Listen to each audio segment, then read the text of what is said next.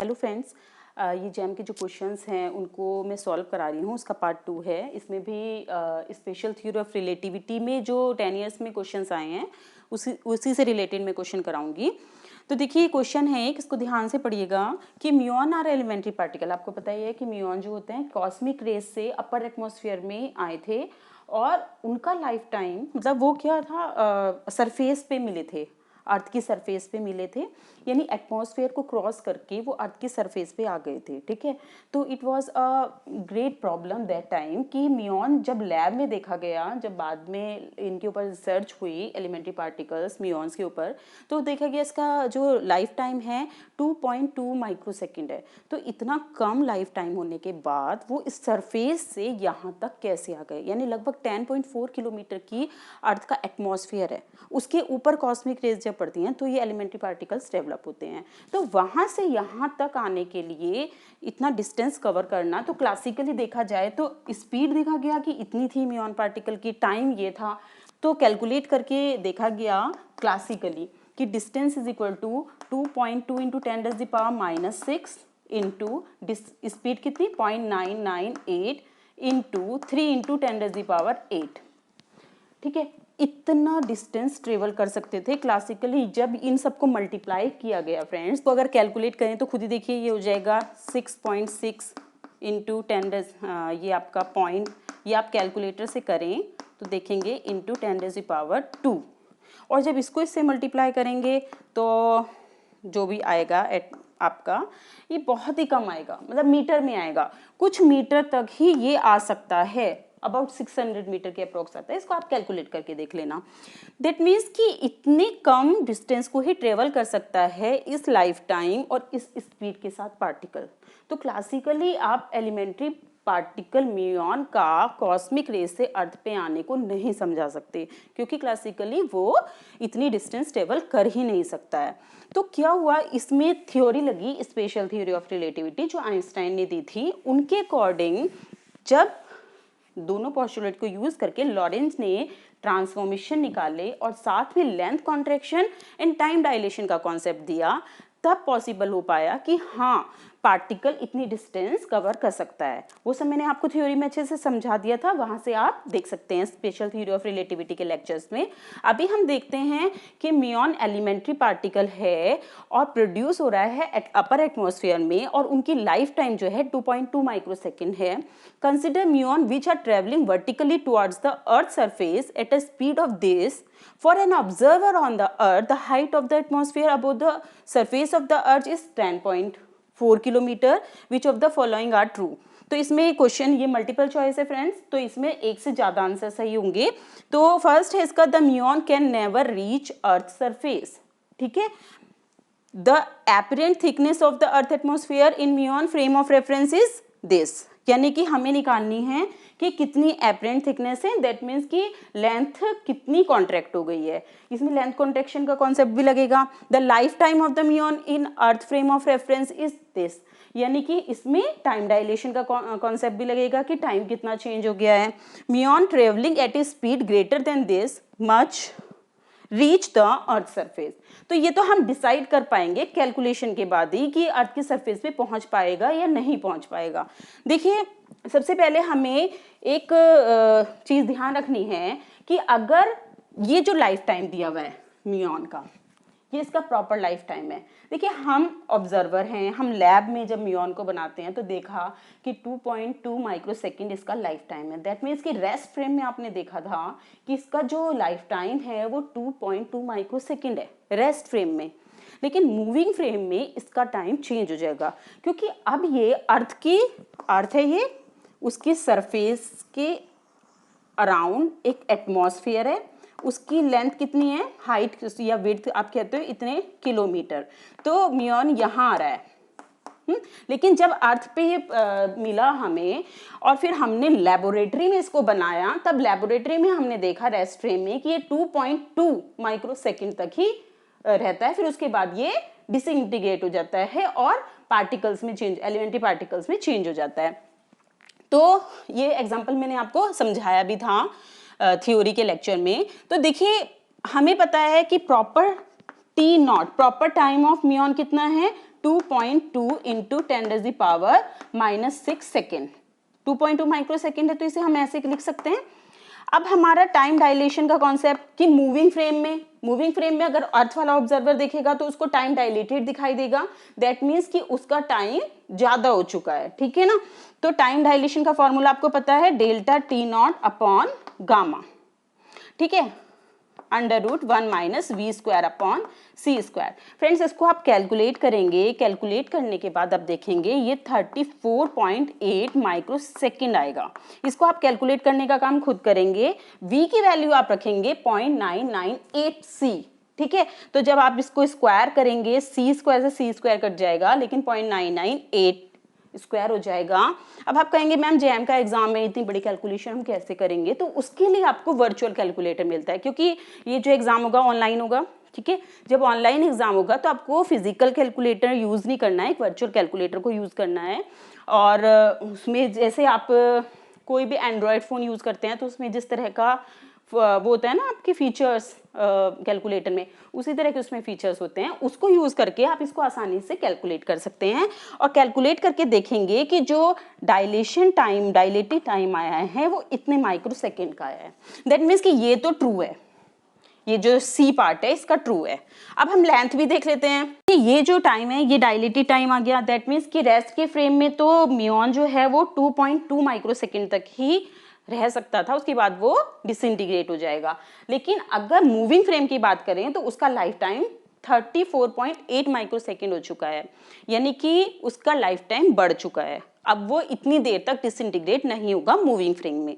अब बात करें अगर लेंथ कॉन्ट्रैक्शन की, तो मूविंग फ्रेम में अगर आप देखें अर्थ का रेस्ट फ्रेम है, उसने देखा, कोई भी ऑब्जर्वर जब अर्थ की रेस्ट फ्रेम से मेजर करता है एटमॉस्फेयर की हाइट, तो वो कितनी होती है, ये 10.4 इसमें बता रखी है, ये रेस्ट फ्रेम से है फ्रेंड्स। लेकिन अगर एलिमेंट्री पार्टिकल यहाँ है, बाहर से ये ट्रेवल करेगा इस स्पीड से, तो उसको जो इसकी लेंथ है 10.4 से कम नजर आएगी। एपरेंट लेंथ जो है वो एटमॉस्फेयर की जो लेंथ है, विड्थ है, हाइट है, उससे कम नजर आएगी। ये तो लेंथ कॉन्ट्रैक्शन का रूल है। अगर रेस्ट फ्रेम से देखें तो आपको बड़ी नजर आ रही है, मूविंग फ्रेम से देखें तो आपको छोटी नजर आती है, ठीक है, वही लेंथ।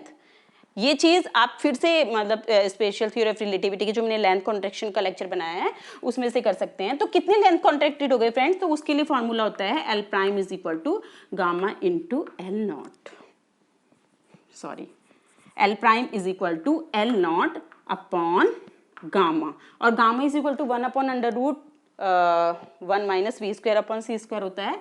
तो इसको मतलब मल्टीप्लाई करते हैं हम, तो इसमें आपको v भी पता है, v कितना है 0.998 c के इक्वल।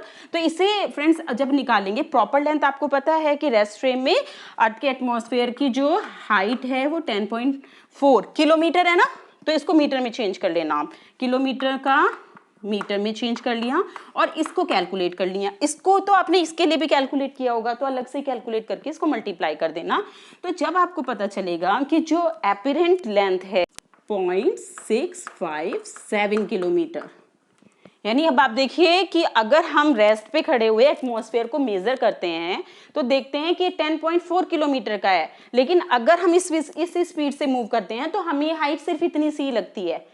यानी वो जो हाइट का कॉन्ट्रैक्शन हुआ ये कहाँ गया, ये टाइम में कन्वर्ट हो गया। जितने फैक्टर को आपने डिवाइड किया था यहाँ पे, उतने ही फैक्टर से लेंथ को मल्टीप्लाई कर दिया। दैट मीन्स कि इक्वलाइज तो हो गया वो चीज ना, कि टाइम डायलेटेड हो गया और लेंथ कॉन्ट्रैक्ट हो गई। टाइम ज्यादा लग रहा है अब और लेंथ कम हो गई है। तो इस तरीके से वो एक दूसरे के इनवर्स ही हैं, लेकिन हमने मेनली इतना दिखाया है। तो इसमें पूछा है एक्चुअली में कि सबसे पहले यहाँ पे आ जाइए, the lifetime of the muon in the earth frame of reference इतनी है, तो ये तो सही है। The apparent thickness of the earth atmosphere in muon frame of reference is इतने, लेकिन नहीं, ऐसा नहीं है, तो दैट मीन्स ये गलत है, सी सही है। अब हम देख रहे हैं muon travelling at a speed greater than this reach the earth surface. तो फ्रेंड्स हमें पहले मेजर करना पड़ेगा कि इस लाइफ टाइम से जो पार्टिकल है वो कितनी डिस्टेंस ट्रेवल कर लेगा। ये दोनों चीज तो आपको समझ में आ गई है। देखिए इसमें पूछा है डी पार्ट में कि muon travelling at a speed greater than this reach the earth surface. अब आपको ये भी पता है कि लेंथ कितनी हो चुकी है, कितनी हो चुकी है dilated length L upon delta T is equal to L into speed भी आपको पता है 0.998 of C। Distance upon velocity से टाइम निकल जाता है, तो आपको लेंथ पता है कितनी है, 0.657 किलोमीटर, इतनी लेंथ हो गई। ठीक है, अच्छा अब इसको जब आप सॉल्व करेंगे तो ये आपका आएगा 2.19 माइक्रोसेकेंड, यानी इतनी लेंथ को कवर करने में इस स्पीड से कितना टाइम लगेगा म्यूऑन को, इतना टाइम, और म्यूऑन का लाइफ टाइम कितना है, इतना। दैट मीन्स कि म्यूऑन जो है वो अर्थ सरफेस पे पहुंच जाएगा। तो फर्स्ट पार्ट तो इसका गलत है कि can never reach earth surface, ये हो जाएगा सही कि muon travelling at a speed greater then 0.998 c reach the earth surface. I think आपको क्लियर होगा। तो फ्रेंड्स ये सेकंड क्वेश्चन है, a particle of mass m is moving in a circular orbit given by x is equal to r cos omega t, y is equal to r sin omega t as observed in an inertial frame s1. Another inertial frame s2 moves with uniform velocity v is equal to omega r I. ठीक है, आई यहाँ पे unit vector है, that means कि जो velocity है वो positive x direction में है विद रेस्पेक्ट टू s1, यानी s2 s1 के रेस्पेक्ट में v रिलेटिव वेलोसिटी से मूव कर रहा है। S1 and S2 are related to Galilean transformation. ये साफ पता चल रहा है कि ये क्वेश्चन गैलीलियन ट्रांसफॉर्मेशन का है। ठीक है, तो आपको ध्यान रहना चाहिए थ्योरी ऑफ रिलेटिविटी के गैलीलियन ट्रांसफॉर्मेशन क्या थे, such that the origin coincide at t is equal to 0, the magnitude of the angular momentum of the particle at t is equal to 2 pi upon omega as observed in S2 about its origin is expressed as mr square omega x। तो हमें x की value निकालनी है। Question आपको समझ में आ गया, नहीं आया तो हम अभी समझते चलेंगे। देखिए दो फ्रेम हैं S और S1 एंड S2, और बताया है कि S1 और ये आपका S2 मैंने बिल्कुल इस तरह से इसलिए बनाया कि ओरिजिन कोइंसाइड कर रहे थे at t is equal to 0, that means कि जो है ये सेम डायरेक्शन में है x और x प्राइम। आप S1 और S2 में इसके कोऑर्डिनेट x y z ले लीजिए और इसके x प्राइम y प्राइम और z प्राइम ले लीजिए। ठीक है, कोई प्रॉब्लम नहीं है। एक मास m का पार्टिकल है जो सर्कुलर ऑर्बिट में ऐसे रिवॉल्व कर रहा है, उसके कोऑर्डिनेट x और y दे रखे हैं with respect to S1 frame. ठीक है, इन दोनों के बीच में रिलेटिव वेलोसिटी कितनी है friends, v is equal to r omega I that means x direction में। अब यहां से कोई ऑब्जर्वर है S1 फ्रेम से, कोई ऑब्जर्वर ये m मास के पार्टिकल को सर्कुलर ऑर्बिट में घूमते हुए देख रहा है। क्लॉकवाइज एंटी क्लॉकवाइज के इसमें कोई केस नहीं है, कुछ भी हो सकता है। दैट मीन्स कि वो सर्कुलर वेलोसिटी से घूमते हुए देख रहा है जिसमें x कंपोनेंट और y कंपोनेंट डिफरेंट है लेकिन घूम रहा है। ठीक है ना, ये दोनों दे रखे हैं, डिफरेंट भी नहीं है। ये r cos थीटा और r sin थीटा एक पर्टिकुलर पोजीशन पे आपने x y पॉइंट बनाए हैं। ठीक है, ये चीज समझ में आ रही है, ये एक्स वाई डायरेक्शन है, ये पार्टिकल की पोजीशन है with respect to this frame. अब पार्टिकल की पोजीशन इस वाले फ्रेम के रेस्पेक्ट में अगर निकालना हो और गैलीलियन ट्रांसफॉर्मेशन से, तो आप कैसे निकालते हो, वैसे तो आपको ये याद है कि x prime is equal to x minus V T, y prime is equal to y minus V T, z prime is equal to z minus V T and t prime is equal to t। ये Galilean की transformation है अगर कोई particle arbitrary direction में, मतलब ये जो frame है आर्बिट्रेरी डायरेक्शन में मूव कर रहे होते हैं। Initially t is equal to 0 पे ही है, लेकिन यहाँ कंडीशन दूसरी है फ्रेंड्स, यहाँ पे ये x डायरेक्शन में मूव कर रहा है। लेकिन हमें दिखाई दे रहा है कि x ये है, ये y है, क्या s प्राइम फ्रेम में भी चेंज होगा y डायरेक्शन, हम ये वाले करेंगे यूज या ये वाले करेंगे, एक ये वाले होते हैं अगर x डायरेक्शन में आप मूव कर रहा होता है फ्रेम। तो हम इसको जनरलाइज कर लेते हैं, क्या करते हैं, हमें पता है vector r prime is equal to vector r minus V T, ये भी आपको पता है। तो इसमें आपने कहा कि वेक्टर r क्या होगा, एक्स आई प्लस वाई जे, यही तो होगा ना। इसके रेस्पेक्ट में इस पार्टिकल के जो कोऑर्डिनेट होंगे वो x i plus y j होंगे, और ये इज इक्वल टू एक्स की वैल्यू भी दे रखी है r cos omega T I plus r sine omega T j. ठीक है फ्रेंड्स, तो आपको आर पता है तो आर प्राइम तो आप आसानी से निकाल ही देंगे। अब ये क्यों निकाल रहे हैं, ये इसलिए निकाल रहे हैं आप, पहले ये भी समझ लीजिए, क्वेश्चन हम पूरा समझ लेते हैं कि गैलीलियन ट्रांसफॉर्मेशन करके हमें देखना है कि the magnitude of the angular momentum of the particle at t is equal to 2 pi omega as observe in S2, यानी कि S2 फ्रेम से आपको इस पार्टिकल का एंगुलर मोमेंटम देखना है। तो एंगुलर मोमेंटम इस फ्रेम से अगर देखें तो L प्राइम होगा, अगर इस फ्रेम से देखें तो L होगा। L इज इक्वल टू आपको पता है क्या होता है फार्मूला, R क्रॉस P, अगर वेक्टर की फॉर्म में देखते हैं आप, और R cross M cross V, M इसमें स्केलर होता है। इसी तरह अगर आपको ये चाहिए तो आपको वेक्टर R प्राइम चाहिएगा क्रॉस M V प्राइम। तो आपको यानी कि इस क्वेश्चन में M2 कांस्टेंट है, R प्राइम भी चाहिए और V प्राइम भी चाहिए, तभी आप angular momentum in S2 frame में निकाल पाएंगे। और बताया है कि angular momentum in S2 frame about its origin is expressed as this. That means कि वो जो एंगुलर मोमेंटम आप निकालोगे वो इसके इक्वल रखना है और वहां पे कंपेयर करके x की वैल्यू को फाइंड आउट करना है। तो ये हमारा टारगेट है इस क्वेश्चन में।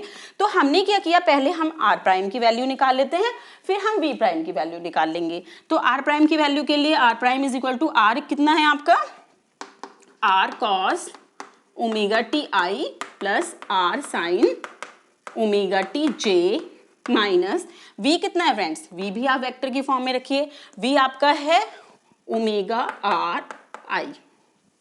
क्लियर है? देखिए फ्रेंड्स, अब हम देखते हैं, ये तो रख दिया आपने इसकी value r cos omega T I plus this and minus this into T. अब इसमें क्या करेंगे, हम r को कॉमन ले लेते हैं, r कॉमन लिया, i कॉमन लिया, तो cos omega t minus omega t, okay, ये omega t minus plus r sine omega t of j. इसको हमने सॉल्व कर लिया, आई वाली टर्म को हमने कॉमन ले लिया, तो ये कॉमन आ गया। अब हमें बताया है कि t is equal to 2 pi upon omega है, ये बताया है ना यहाँ पे क्वेश्चन में। तो t की वैल्यू हम 2 पाई अपॉन ओमेगा अगर रख दें तो cos 2 पाई की वैल्यू क्या हो जाएगी फ्रेंड्स, 2 पाई अपॉन ओमेगा रखेंगे, ओमेगा से ओमेगा कैंसिल, cos 2 पाई इज इक्वल टू 1, और यहाँ पे sin 2 पाई की वैल्यू कितनी हो जाएगी 0। तो इसका मतलब ri 1 माइनस, और यहाँ पे भी 2 pi omega 2 pi upon T, तो खाली 2 पाई बचेगा। दैट मीन्स कि वेक्टर r प्राइम की वैल्यू ये आ चुकी है। अब आपके पास वेक्टर r प्राइम आ चुका है, हमें निकालना है वेक्टर v प्राइम, तभी आप ये निकाल सकते हैं। तो उसके लिए आप क्या करेंगे, वेलोसिटी एडिशन का लॉ लेंगे। तो देखिए फ्रेंड्स, अब हमारे पास वेक्टर r आ चुका है, vector r prime is equal to vector this 1 minus 2 pi of i।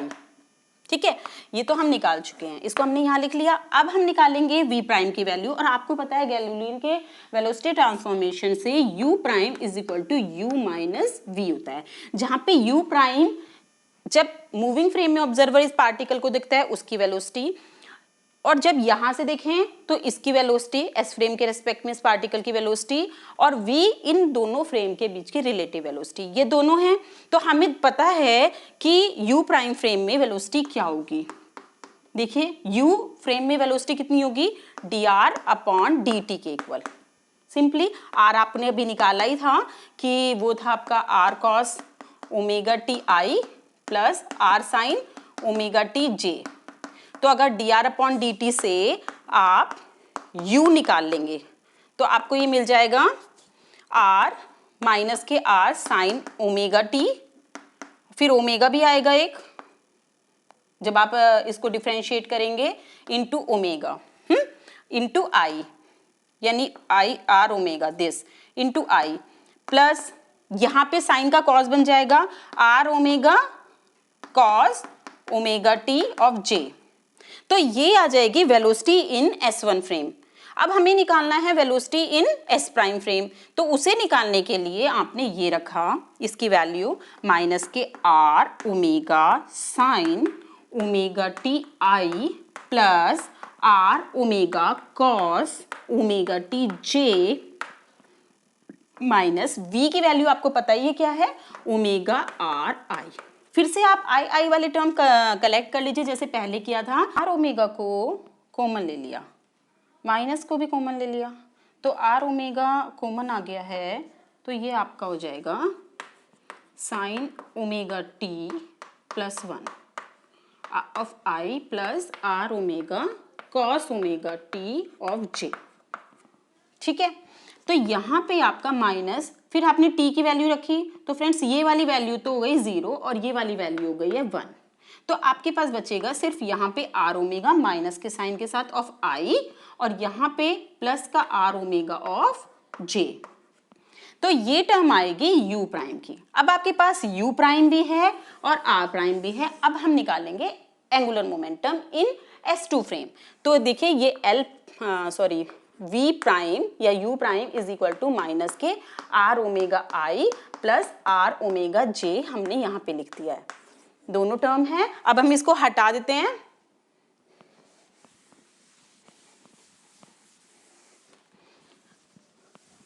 तो फ्रेंड्स आपको फाइनली क्या करना है, L prime is equal to m into R cross p और r prime cross p prime या v प्राइम।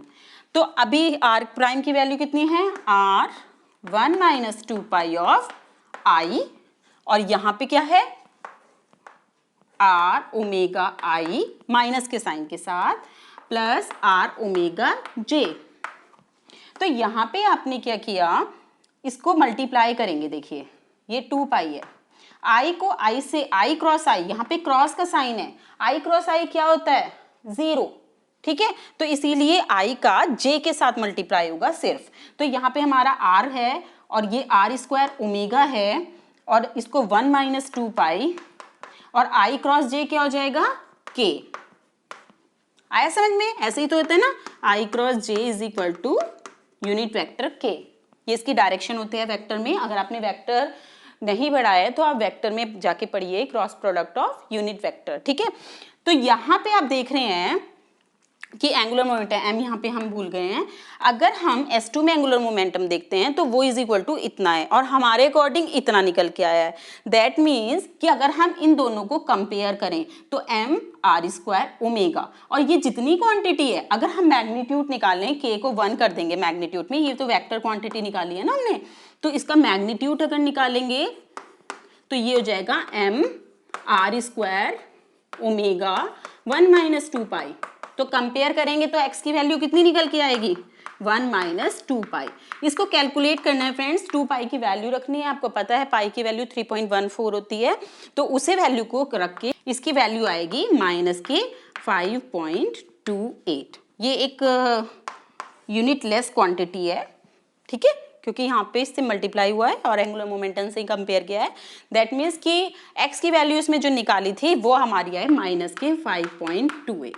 आसान है ना, ये गैलीलियन ट्रांसफॉर्मेशन, इसमें गैलीलियन के कोऑर्डिनेट ट्रांसफॉर्मेशन और साथ में वेलोसिटी ट्रांसफॉर्मेशन दोनों का यूज हुआ है। ओके, तो फ्रेंड्स अब ये थर्ड क्वेश्चन है, इसे आप ध्यान से पढ़िए।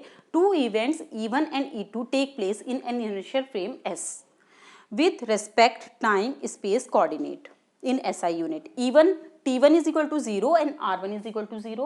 That means X1, Y1 and Z1 0 है position, ठीक है। And T2 is equal to 0, X2 is equal to 10 raised to the power 8, Y2 is equal to 0, Z2 is equal to 0. Another inertial frame S prime is moving with respect to S with velocity V is equal to 0.8 c of I. The time difference T2 prime minus T1 prime as observed in S prime frame is कितने second होगा। तो देखिए इसमें क्या है friends, इसमें 2 frame दे रखे हैं, एक आपका S फ्रेम है एंड दूसरा S प्राइम है, ठीक है।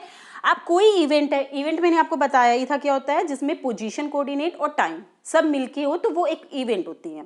तीनों आपके कार्टेशियन कोऑर्डिनेट होंगे x y z, ठीक है, और टाइम भी इन्वॉल्व होगा, आपको पर्टिकुलर टाइम पे कुछ हो रहा है तो उसे कहते हैं इवेंट। तो हमारे एस फ्रेम में 2 अलग अलग जगह पे आपको दिखाई दे रहा है कि R1 0 है, दैट मीन्स यहाँ पे X1 0 है, Y1 0 है एंड Z1 0 है, लेकिन यहाँ पे X2 आपका 10 raised to the power 8 है। दैट मीन्स कि 2 डिफरेंट जगह पे और केवल X कोऑर्डिनेट आपने डिफाइन किया है।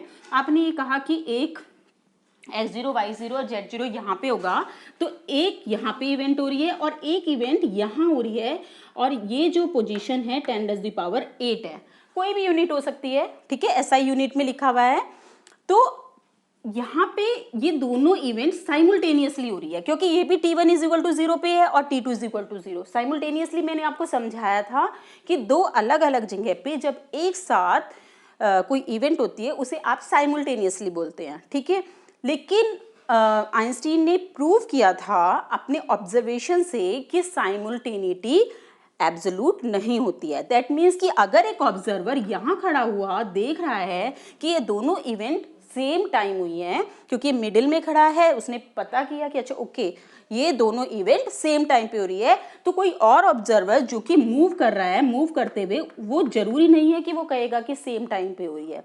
इस चीज़ को मैंने आपको एक्सप्लेन किया था अपने लेक्चर में, और इस क्वेश्चन को प्रूव करने से पहले मैं आपको बताऊंगी कि किस तरीके से हम प्रूव करेंगे साइमल्टेनिटी नहीं है। तो ये ऑब्जर्वर कहेगा कि नहीं, ये इवेंट डिफरेंट टाइम पे हो रही है। तो यानी अकॉर्डिंग टू दिस फ्रेम, क्योंकि ये मूविंग फ्रेम है, इस मूविंग फ्रेम में जो भी ऑब्जर्वर है उसके अकॉर्डिंग ये दोनों इवेंट साइमल्टेनियसली नहीं हो रही है, डिफरेंट टाइम में हो रही है। तो हमें वही टाइम निकालना है corresponding to S prime frame, ठीक है, ये चीज समझ में आ गई है। अब ये जो फ्रेम S प्राइम है, ये v = 0.8c ऑफ I माने x डायरेक्शन में इस स्पीड से मूव कर रहा है। और आपको ये भी पता चल रहा है यहाँ पे स्पेशल थ्योरी ऑफ रिलेटिविटी लगेगी, क्योंकि velocity comparable to speed of light है। तो यहाँ पे हम स्पेशल थ्योरी ऑफ रिलेटिविटी की कॉन्सेप्ट लगाएंगे। तो फ्रेंड्स, मैं आपको पहले एक चीज़ क्लियर कर देना चाहती हूँ कि यहाँ के आपके पास जो t1 है = t2 है, ये दोनों 0 हैं। तो आप टाइम डायलेशन कैसे निकाल सकते हो? नहीं निकाल सकते। साथ में आपके पास प्रॉपर लेंथ है, ये सारे कॉन्सेप्ट आपको पता है ना। प्रॉपर लेंथ आपको पता है x2 - x1 है, यानी इस फ्रेम में, रेस्ट फ्रेम में, ये पोजीशन मान लिया x2 है, ये पोजीशन x1 है। तो आपको ये भी पता है ये = 10⁸ हो गई, क्योंकि x2 की वैल्यू ये है और ये 0 है, तो इतने यूनिट हो गई। तो L prime frame L prime distance निकाल सकते हो। L प्राइम क्या होती है? मूविंग फ्रेम में जब कोई ऑब्जर्वर इस इवेंट को डिफरेंट प्लेस से देखेगा तो उसको ये डिस्टेंस बिटवीन इवेंट कम नजर आएगी, कॉन्ट्रैक्टेड नजर आएगी। वो कहेगा, ऑब्जर्वर जो इस फ्रेम में है वो ये बोल रहा है कि जो इवेंट है वो इतनी यूनिट डिस्टेंस पे हो रही है, लेकिन मूविंग फ्रेम वाला ऑब्जर्वर जो कि इतनी स्पीड से चल रहा है वो ऑब्जर्व करेगा कि नहीं, ये लेंथ इतनी नहीं है, इससे थोड़ी कम है, कॉन्ट्रैक्टेड है। तो L प्राइम = कितना हो गया? L × gamma, proper length into gamma. ये तो आपको पता ही है, लेकिन इससे हमारी प्रॉब्लम सॉल्व होने वाली नहीं है। हमें L प्राइम तो मिल जाएगा, लेकिन हमें ये चाहिए ना, हमें तो ये कैलकुलेट करना है। तो क्या कोई रिलेशन है इसके और प्रॉपर लेंथ के बीच में? तो उसके लिए हम एक डेरिवेशन देखेंगे, उस डेरिवेशन से वो रिलेशन निकालेंगे और फिर आप डायरेक्टली भी उसको अप्लाई कर सकते हैं। जब आपको एक बार आ जाएगा तो आप उसको डायरेक्टली अप्लाई कर सकते हैं। तो देखिए, इसके लिए मैं आपको एक हाइपोथेटिकल एक्सपेरिमेंट बता रही हूँ कि मान लिया ये एक बॉक्स है और इस बॉक्स की लेंथ L है, ठीक है, और इसका एक डोर D1 है और एक डोर D2 है, और इसके बिल्कुल मिडिल में, जस्ट मिडिल में एक सिग्नल है, एक लाइट है। जब ये लाइट इन डोर्स के ऊपर एक साथ पड़ती है तब ये डोर ओपन होते हैं। अब हमने C ही क्यों लिया? क्योंकि according to special theory of relativity का जो पोस्टुलेट 2 है उसमें स्पीड ऑफ लाइट ही कांस्टेंट है वैक्यूम में। तो हम इसलिए जितने भी हाइपोथेटिकल एक्सपेरिमेंट लेते हैं वो मेनली इस लाइट को लेके ही करते हैं, ठीक है। उससे कोई वेरिएशन नहीं आ पाता। कोई और ऑब्जेक्ट होगी तो उसकी स्पीड वेरी कर सकती है, लेकिन लाइट की स्पीड कांस्टेंट रहती है। तो यहाँ पे एक सिग्नल है जो दोनों डायरेक्शन में और बिल्कुल मिडिल में है, लाइट भेज रहा है। तो एक ऑब्जर्वर जो कि यहाँ पे खड़ा है रेस्ट में, उसने ये देखा कि जैसे ही मैंने स्विच ऑन किया तो सिग्नल इधर भी गया और इधर भी गया, और same distance L/2 and L/2 इसने मूव किया सिग्नल ने, और ये दोनों डोर ओपन हुए साइमल्टेनियसली, यानी एक साथ ओपन हुए।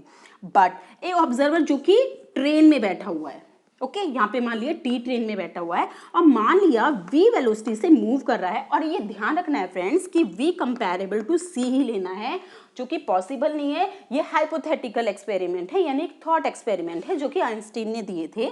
तो उन्होंने कहा कि अगर ये v वेलोसिटी से मूव कर रहा है तो क्या होगा, इस फ्रेम में बैठा हुआ ऑब्जर्वर अपने आप को रेस्ट में फील करेगा। उसके अकॉर्डिंग जो ये बॉक्स है वो इस डायरेक्शन में मूव कर रहा होगा। ऐसे ही तो होता है ना, जब आप ट्रेन में बैठे होते हुए आप आगे मूव कर रहे होते हैं, आपको चीजें पीछे चलती हुई दिखाई देती हैं, तो ये इस डायरेक्शन में मूव कर रहा है, ये चीज ठीक है। अब सेकेंडली ये जो टोटल लेंथ l है इस मूविंग ऑब्जर्वर को, प्रॉपर लेंथ तो l है, यानी l0 जो है वो प्रॉपर लेंथ बोल दीजिए आप, और एक लेंथ है l प्राइम, वो कॉन्ट्रैक्टेड है, यानी ये ऑब्जर्वर देखेगा कि ये इतनी नहीं है लेंथ, ये कम है, ठीक है। तो हमने ये मान लिया इस ऑब्जर्वर के लिए जो लेंथ है वो l प्राइम है, तो इतनी तो l prime by 2 l prime by 2 हो गई ना। ये लेंथ कितनी थी l0, तो पहले कितनी थी l0 by 2 l0 by 2।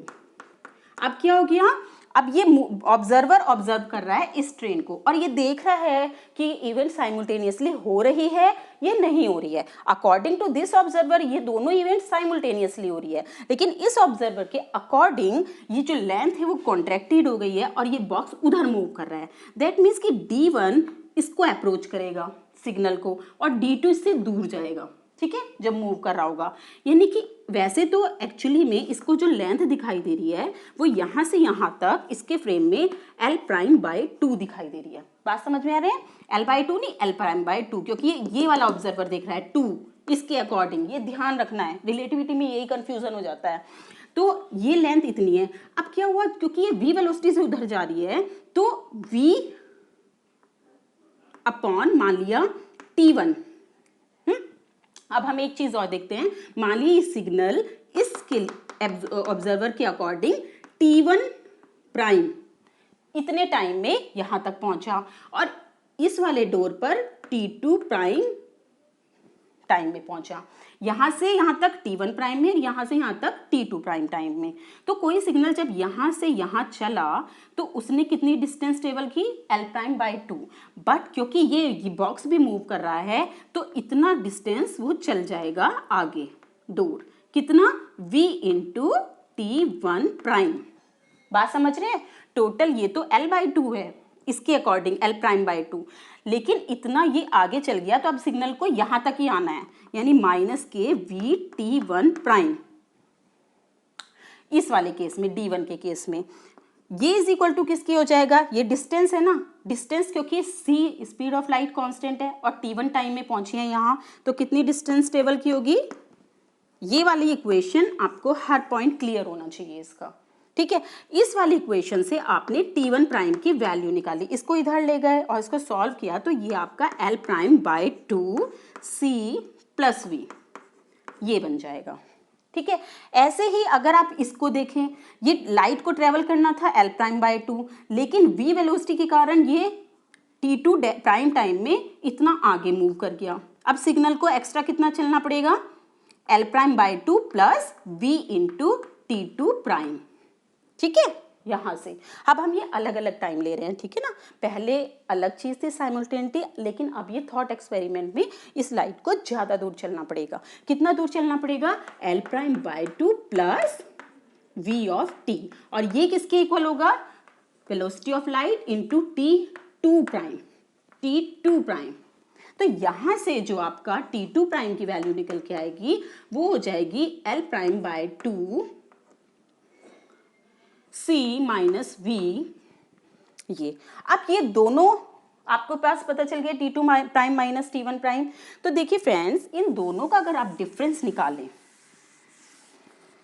T2 prime minus T1 prime तो ये कितना हो जाएगा, l प्राइम बाई 2, ये बड़ा है c minus v, l prime by 2 c plus v। तो अब हमने इसको थोड़ा सा सॉल्व किया तो देखिए क्या आ जाएगा, l प्राइम बाई, ये आपने सॉल्व किया तो सॉल्व करके ये आ जाएगा 2 of v upon c square minus v square, 2 से 2 कैंसिल हो जाएगा, c स्क्वायर आपने कॉमन ले लिया तो 1 minus v square upon c square, तो आपके पास जो इक्वेशन बनेगी T2 prime minus T1 prime is equal to होएगी L prime V upon C square, ठीक है ना, बात समझ रहे हैं, V upon C square 1 minus V square upon C square. देखिए ये इक्वेशन। अब एक चीज़ और देखिए, हमारे पास है कि जो कॉन्ट्रैक्टेड लेंथ होती है वो L into under root 1 minus V square upon C square होती है, ये तो आपको पता ही है, ठीक है, ये फॉर्मूला होता है लेंथ कॉन्ट्रैक्शन का। तो अगर हम L प्राइम तो हमें नहीं पता ना, हमें तो प्रॉपर लेंथ पता है, तो प्रॉपर लेंथ में कैसे कन्वर्ट करेंगे इसको,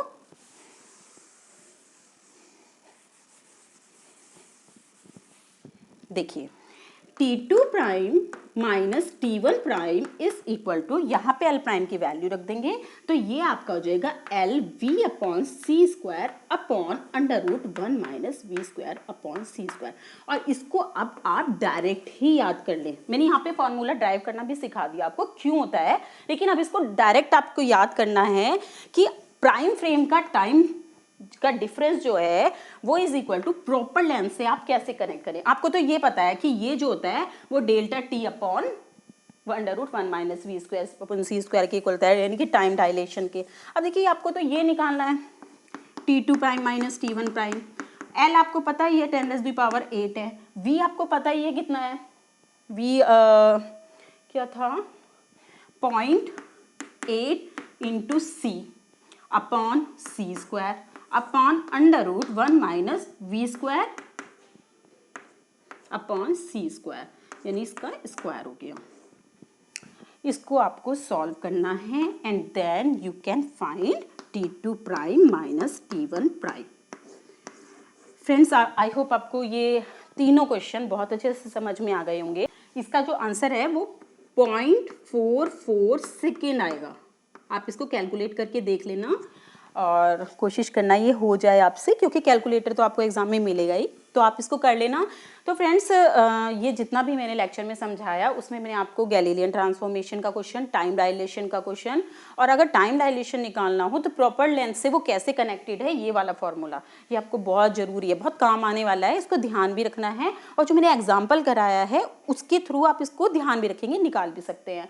तो इस तरह से ये जैम के 3 क्वेश्चन कराए हैं। नेक्स्ट लेक्चर में मैं थोड़े और क्वेश्चन कराऊंगी जो आए हुए जैम में। इस लेक्चर में इतना ही, थैंक यू।